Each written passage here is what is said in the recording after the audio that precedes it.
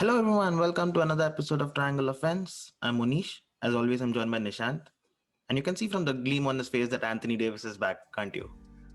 I'm going to irritate him a little bit more by talking about Los Angeles, but not about the Lakers. We'll talk about the Clippers today because I think they're having a phenomenal run that nobody's talking about. In the last 10, Yeah. they're 9 and 1. Since the All-Star break, they are the best team in the league actually, winning 18 and losing just 3 or 4. 18 and 4 in the last 22. Incredible runs. Do you think they fixed their problems from last season? Because the last season, what was the complaint? Kawhi was not playing enough games. Paul George was not playing enough games. They're not playing enough games together. Now they played 45 games together out of 60 that they've played, Yeah. and that's more than LeBron and AD have played together, or even close to that. That's except I think Phoenix Suns. Everyone are having troubles, injury troubles. Denver Nuggets have lost Jamal Murray. Donovan Mitchell sitting out for the Jazz for a bit. At the Brooklyn Nets, it's all disaster. I mean, Harden's Yeah. out for a bit. Kevin Durant is out. Kyrie is playing on his own. Before that, Harden was playing on his own. The trio has just played 7 games together. Whereas Kawhi and Paul George, despite missing enough games, they've missed games here and there, but they Yeah. played 45 games together, and that I think should work for the Clippers. And this is a team that nobody's talking about. What do you think? Yeah. First of all, did we just jinx the Phoenix Suns? Because they really are the only team that hasn't had I hope we um haven't. let's start with last season's problems, right? And then determine whether or not they fixed it. Their Mhm. biggest problem was this was a prior to the arrival of the superstars, a 46 win team. So a pretty good team, a playoff Yeah. team in their own right, into which they kind of airdropped Kawhi Leonard and Paul George. Almost always, when you do that, when you take an existing team and you just dump in a couple of pieces on, and those pieces happen to be suddenly more important than anyone else who's worked that hard to get them there, there's Hmm. bound to be some chemistry challenges. Let's just say, could be resentment, stuff that the coach should solve for. Now that didn't happen. Kawhi Leonard and Paul George. Look, superstars get diva treatment, but they kind of abuse their treatment, or so it Yeah. seems, especially Kawhi. Late for flights. A lot of the stuff that you heard about James Harden in Houston. So that was one big issue. The other was fitness and sitting out games and voluntarily missing games, load management, as they call it. Hmm. And these guys did that on and off the court, the game court, that is, because they skipped practice too, as per reports. So all of this, the big picture here is there was major chemistry issues because of Hmm. these superstars and preferential treatment. The second piece was to handle that chemistry issue that came up. They didn't have a leader on the court. They had a Right. very good coach, but they didn't really have a vocal leader. Kawhi's not that guy. He's quiet, Yeah. unassuming. He's in his own corner. Yep. He's going to show up, but he's not the kind of guy that usually makes sure everyone shows up. That's not his style. Right. He's kind of like a mercenary, an assassin, right? He comes in, does his job, leaves, and he's very good at what he does, but doesn't quite get everyone going. So these were the two glaring issues. The other Hmm. problems they had were they don't have a point guard. They didn't have a point guard that could run plays, kind of be the offensive focal point, the guy through which most of the action goes. Three big issues. That's it. Everything else was whatever. Right. Now they had a change of coach. In comes Tyloo, who was there last season also on the assistants bench.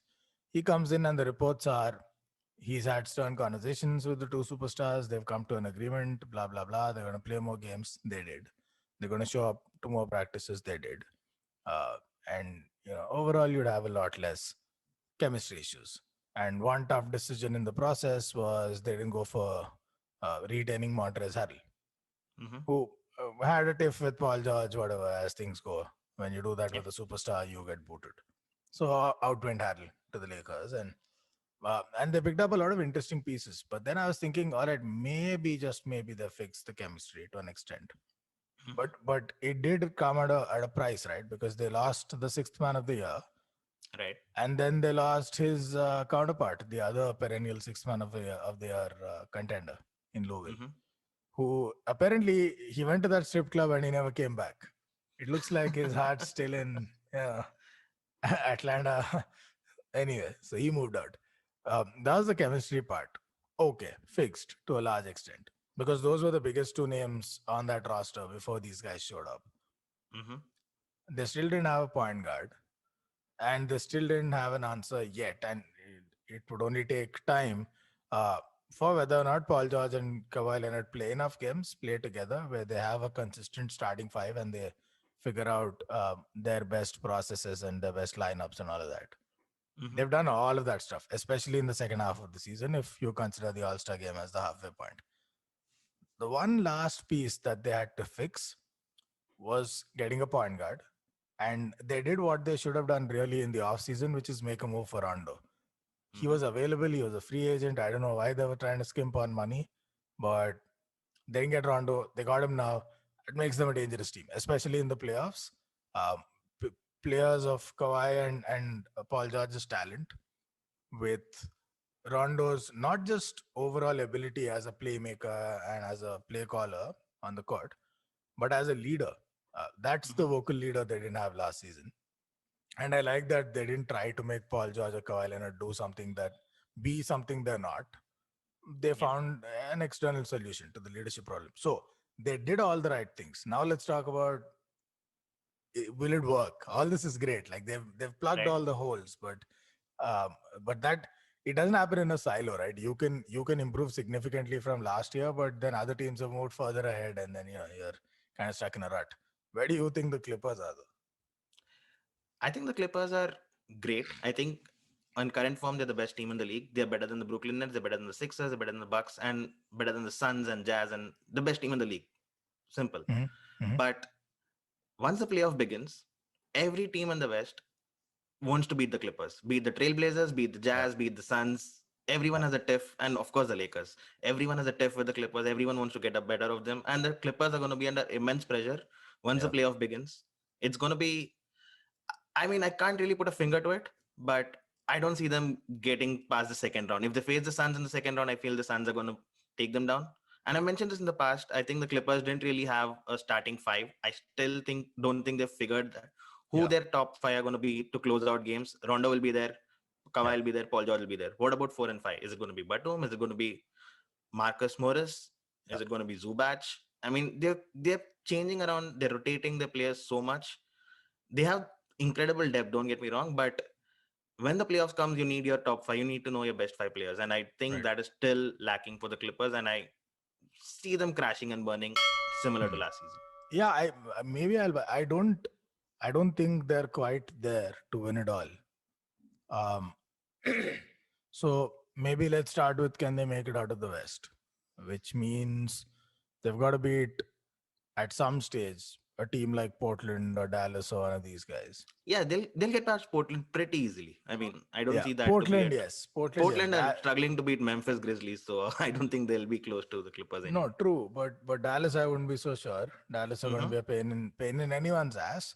Yep. But especially, I don't know what it is about the Clippers that pisses off Luka Doncic. But every time they play the Clippers, he It's the same with just Devin Booker. yeah, yeah, yeah, yeah. Same with Lillard. Like these guys have riled up everyone. Exactly. They talked a big game last season. They talked a Yep. big game. They were cocksure. They just thought they had it all. So did a bunch of analysts. So did ESPN, and they were incredibly overhyped. And from there, we've come a long way to them being now possibly criminally underrated. Right. Because if we're gonna argue about the playoff context, which is where defenses step up, which is where your best players matter most. Your team ball kind of goes out of the window. The very few exceptions. Mm-hmm. Um, these guys have two attacking players who are as elite as they come, Paul George and Kawhi Leonard. Now, if Paul George hits the sideboard one more time, he should retire. But I don't see. I can see a world where the Clippers are beaten in the second round, maybe in the conference finals. I don't see a world where they'll absolutely choke like they did last time. I think that was Mm-hmm. one and done. They got that out of the system. Um, Yep. I don't think we're going to see a repeat of that.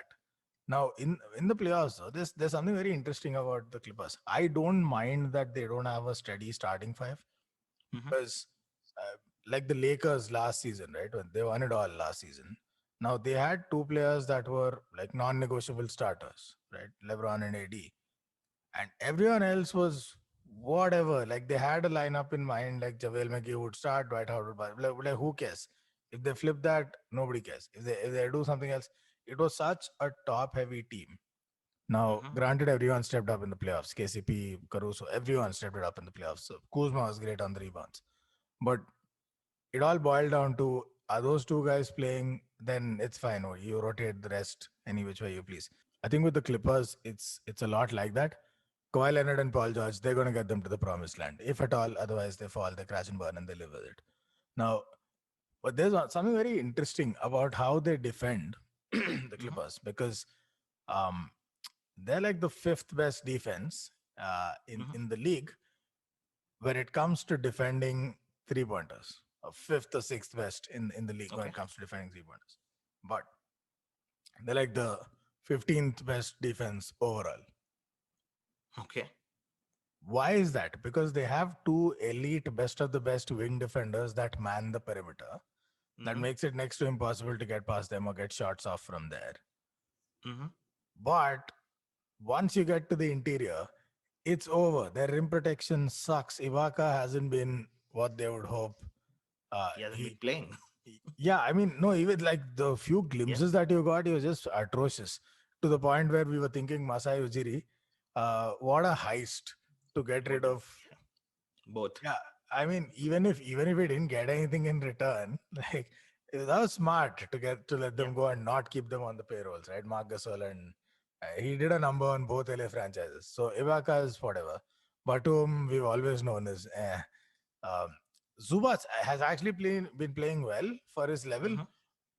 but that's good for him. It's not necessarily good for the Clippers. He's Exactly. been improving, is great for him, but he's not where he needs, where the team needs him to be. So that's their big problem. The interior in the paint, they're going to get killed against quality teams, which means the Lakers should ideally murder them, Mm-hmm. because in the paint last season, even when they had Harrell and all of the other guys, and then there were dogs and they were ready to fight, and that was the one thing I said, they don't have an answer for AD. They just don't. They're going to Right. get butchered by AD. And it didn't even come to that because they didn't have an answer for Jokic either. Jokic killed them. He toyed around with Yep. Montrezl Harrell and whoever else they threw at him. That's going to happen again. They still haven't fixed that hole, and that's why I left it off deliberately. That one hole they've not plugged. They have big men, they don't have quality big men.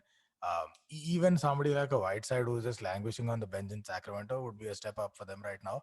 Rebounds and blocks, and that's all they need. Um, but I think that's going to be their downfall, which is why I see them losing second round, maybe in the conference. I'd be surprised if they get to the conference finals, but maybe.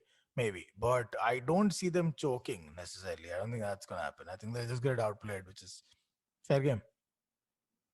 All right. So that was the Clippers, and it'll be a fun conference final if they make it. If they have to play the Lakers with the fans back Lakers, in the yeah, stadium, it's yeah. we. I mean, that'll be an ultimate Western Conference Finals, and with the winner taking on the other team, which nobody likes, Brooklyn Nets in the East in the final. That's going to be a fun thing. I Yeah, do not want to see a final which has Clippers and the Brooklyn because I wouldn't know which team to hate the yeah, most. yeah. But listen, if the fans are back, I don't know if that's necessarily a good thing because all matches will happen in Staples. Hmm. There's no scenario in Staples Center, regardless of who's the home team, where it's not all Lakers fans. It Well, it's just just it going to just be doesn't fun. I happen. mean, it's the Yeah, LA crowd, and you'll have Clippers playing against Lakers, and also their home fans, and also their away fans. So it's going to be fun both teams matchup will love it. Huh? regardless. No traveling involved. Just stay in the same hotel. Just show up Yeah, for seven games. it's going to be a dream scenario for everyone Yeah. involved, like all the media guys and all of that. Oh yeah. Yeah. Yeah. All right, then. So that was the Clippers. We'll see how they finish. It's always fun to follow the Clippers and see them crash and burn. But I think right now they're on an incredible run, 9-1 in Yeah. the last 10. I think Yeah. they'll continue the streak and they'll finish third and they'll play the Trailblazers, beat them, lose to the Suns, and that's what you're going to see. But that's all I have for you today. Fun catching up, and I'll talk to you tomorrow. Pandemic P.